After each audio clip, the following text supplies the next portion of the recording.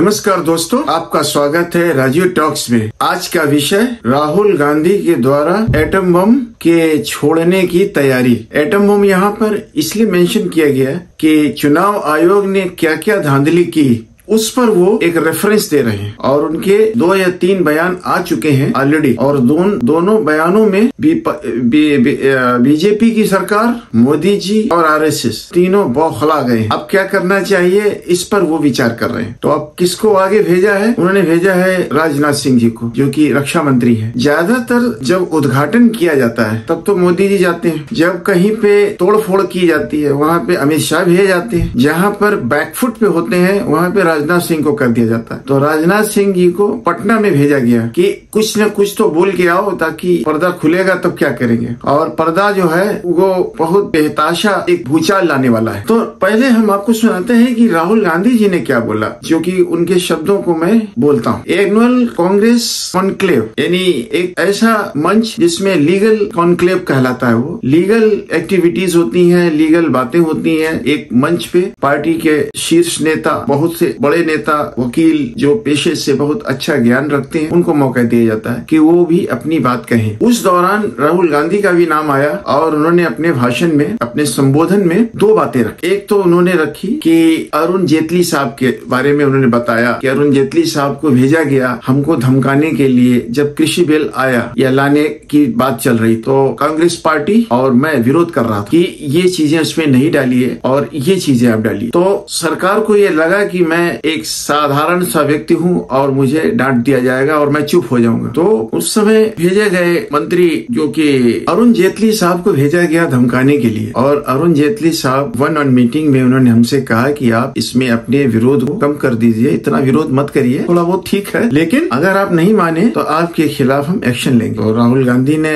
सभी भरी सभा में बताया कि हमने क्या कहा। उन्होंने बताया कि आपको मालूम है कि आप किससे बात कर रहे हैं? राहुल गांधी से बात कर रहे हैं, कांग्रेस पार्टी से बात कर रहे हैं, कांग्रेस के नेता से बात कर। हम कवर्ड नहीं है, कायर नहीं है जो आपकी धमकी के सामने झुक जाए। हम आपको जो करना है आप करिए और जो मुझे करना है मैं करूँ। नतीजा क्या निकला? सरकार ने किसानों के विरोध के बावजूद भी वो बिल लाए, पास किया, नियम बना दिया, लेकिन बाद में उनको वापस लेना, क्योंकि राहुल गांधी ने चैलेंज कर दिया था कि वो बिल काम नहीं आएगा, बिल आपको वापस लेना पड़ेगा। हालांकि उसमें 750 किसानों की आहुति चढ़ी थी, 750 किसान बलिदान हुए थे, लेकिन वो लॉ बन के भी वापस चला गया, निरस्त कर दिया। ये है उस समय राहुल गांधी ने जो अरुण जेटली साहब को बोला कि आप गलत जगह। और दूसरा उन्होंने अभी बताया कि आपको विश्वास नहीं होगा कि हम किस प्रकार के एटम बम की बात कर रहे हैं। पहले मुझे लगा कि मध्य प्रदेश में हम जब चुनाव हारे तो लगा कि शक था कि ऐसे कैसे हो सकता है, इतने मार्जिन कैसे बढ़ गया। फिर उसके बाद में लोकसभा का इलेक्शन जब हुआ तो ये शंका और बढ़ गई कि नहीं कुछ गड़बड़ है। महाराष्ट्र में उससे आगे शंका बढ़ गई, जब हम लोकसभा में जीत के आए थे तो विधानसभा में क्या हो गया और चुनाव आयोग मेरा साथ नहीं दे रहा। फिर क्या हुआ कि हमने अपनी इंडिपेंडेंट जांच बैठाई, 6 महीने लगे और जब 6 महीने खर्च करने के बाद में कांग्रेस पार्टी के नेताओं ने उस पर जब छानबीन की तो आपको विश्वास नहीं होगा। जब आप देखेंगे रिलीज 2-3 दिनों में हम रिलीज कर रहे हैं, वीडियो रिलीज करेंगे, वो प्रति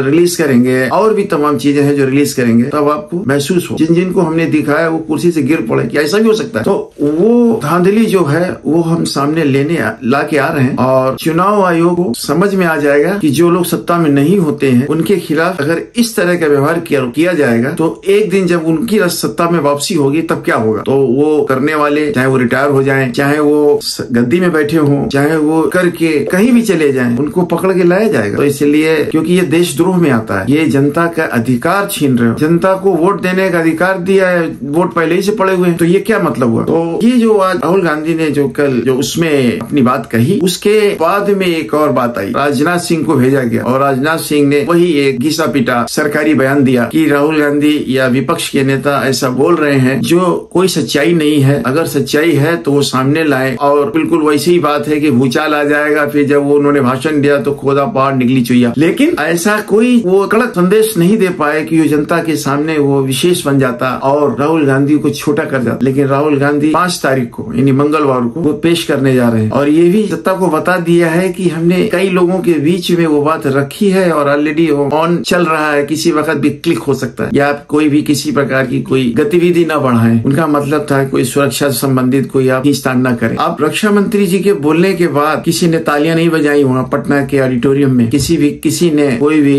किसी प्रकार के जयकार नहीं लगे, क्योंकि सबको मालूम था SIR यहाँ क्या कर रहा है। तो बड़ा निराशा फैली हुई है इस समय बीजेपी कैंप में, RSS कैंप में, और चुनाव आयोग तो अभी बिल्कुल घुटनों में ऑलरेडी आ चुका है, अभी और आना बाकी है। तो आज के वीडियो में मैंने एक संतुलित रूप से बनाने की कोशिश की है कि चुनाव आयोग, बीजेपी, RSS और मोदी गवर्नमेंट की जो नेक्सस है वो किस तरह से काम कर रही है। क्योंकि राहुल गांधी का मानना है कि हम इस नेक्सस को उजागर करके रखेंगे, ये साबित कर देंगे कि प्रधानमंत्री जो बने हैं ये 10 और 15 सीट का अंतर ही है केवल। इनके अगर ये घोटाला नहीं होता तो ये प्रधानमंत्री नहीं होते। अब आप समझ सकते हैं कि 10-15 सीट कभी भी अगर चली गई तो पलट जाएगी बाजी, क्या होगा। आपको ये वीडियो कैसा लगा? अगर आपको अच्छा लगा लाइक करें, सब्सक्राइब करें। धन्यवाद।